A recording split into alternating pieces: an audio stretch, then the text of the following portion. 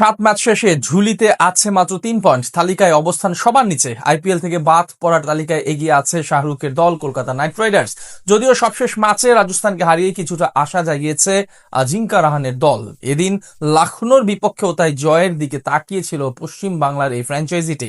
তবে প্লে অফের দৌড়ে কিছুটা সুবিধাজনক অবস্থানে থাকা পান্তের দল ছেড়ে কথা বলেনি, লড়াই করেছে চোখে চোখ রেখে। সেখান থেকে ম্যাচের ফলাফল আর খুঁটিনাটি নিয়ে বাকিটা জানবো প্রতিবেদনে।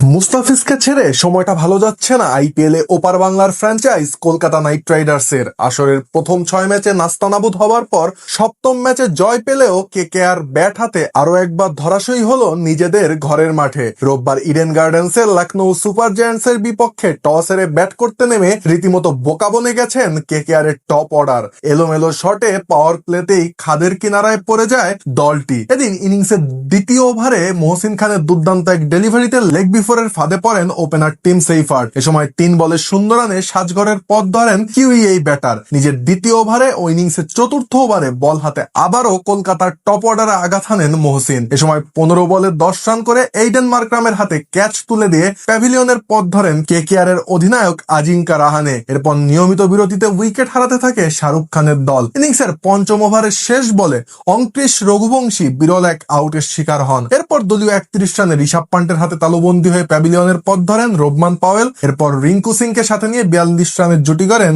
Cameron green. তবে 73 রানে তাদের সেই প্রতিরোধ ভেস্তে যায়। এ সময় পরপর 2 বলে ক্যামেরন গ্রিন ও অনুকূল রয়কে সাজঘরে ফিরিয়ে স্বাগতিকদের মিডল অর্ডারকে নাস্তানাবুদ করেন মহসিন খান। এ সময় আইপিএলে নিজের প্রথম ফাইফার আদায় করে নেন উত্তরপ্রদেশে জন্ম নেওয়া বাহাতি এই পেসার। আর ইনিংসের 15তম ওভারের শেষ বলে রমনদীপ সিংকে সাজঘরে ফেরান জর্জ লিন্ডি। ফলে 93 রানে 7 উইকেট হারিয়ে চাপে পড়ে যায় কেকেআর। তবে সেখান থেকে দুর্দান্ত ব্যাটিং এ স্বাগতিকদের লড়াকু পুঁজি এনে দেয় রিঙ্কু সিং।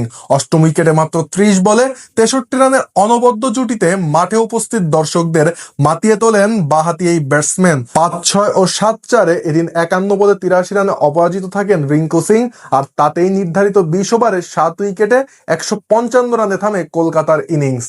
জবাব দিতে নেমে ইনিংসের দ্বিতীয় ওভারেই হোঁচট খায় লখনৌ সুপার জায়ান্টস। ইনিংসের দ্বিতীয় ওভারে ইনফর্ম ওপেনার মিচেল মার্শকে সাজঘরের পথ দেখান বৈভব অরোরা। এ সময় 3 বলে 2 রান করে রোবম্যান পাওয়েলের হাতে ক্যাচ তুলে দিয়ে বিদায় নেন মার্শ। তবে মার্শের বিদায়ের পর দ্বিতীয় উইকেটে প্রতিরোধ করার চেষ্টা চালায় অধিনায়ক ঋষভ পান্ট ও প্রোটিয়া ওপেনার এইডেন মার্করাম। ইনিংসের 11তম ওভারে এই জুটি ভেঙে গেলে নিয়মিত বিরতিতে উইকেট হারাতে থাকে লখনৌ। ফলে ইনিংসের শেষ দিকের নাটকীয়তায় ম্যাচটি ড্র হয় আর সুপার ওভারে হয় নিষ্পত্তি।